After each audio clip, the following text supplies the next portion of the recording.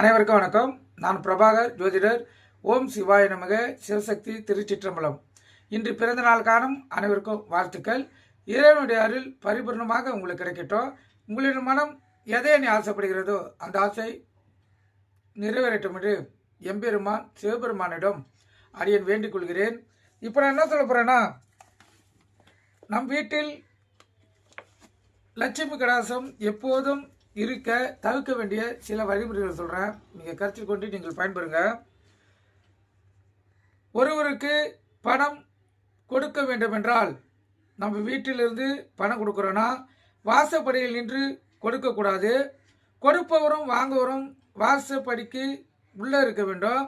இல்லது வாசப்படியை விட்டு வெளியே இறங்கி தான் கொடுக்கணும். கருத்தில் கொள்ளுங்க.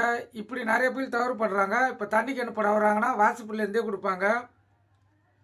பால்காரர் வந்தாலும் வாசப்பிலேருந்தே கொடுப்பாங்க. இது போல் கொடுத்தால் பணம் கையில் தங்காது. கருத்தில் கொள்ளுங்க. அதே போல் வீட்டில் எரியக்கூடிய குத்து விளக்கு, காமாட்சி விளக்கு இது தானாக அணையக்கூடாது. அதே போல் ஊதி அணைக்கக்கூடாது. புஷ்பத்தால், அதாவது பூவால் அணைக்க வேண்டும். அப்போது லட்சுமி கடாசம் வீட்டில் குறையாமல் இருக்கும்.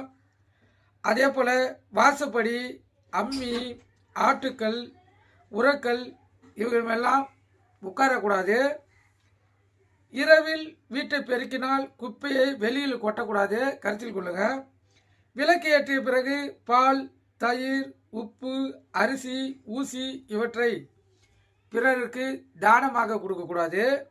அதே போல் பீரோவில், பூஜை அறையிலையும் நம் முன்னோர்கள் இறந்த படத்தை எக்காரத்து கொண்டு வைக்கக்கூடாது. அப்படி வைத்தால் அவங்களுக்கு லட்சுமி கடாசம் குறையக்கூடிய வாய்ப்பு ஏற்படும். இப்போ இறந்தவங்க படத்தை பார்த்தீங்கன்னா அதை மேற்கு சைடு பார்த்தா மாற்றி வைக்கணும். எக்காரத்து கொண்டும் பூஜை அறையில் அவங்கள வைக்கக்கூடாது. இப்போ எல்லாருமே பார்த்தீங்கன்னா பூஜை அறை கிழக்கு நோக்கி தான் பூஜை அறையை வைத்திருப்பாங்க.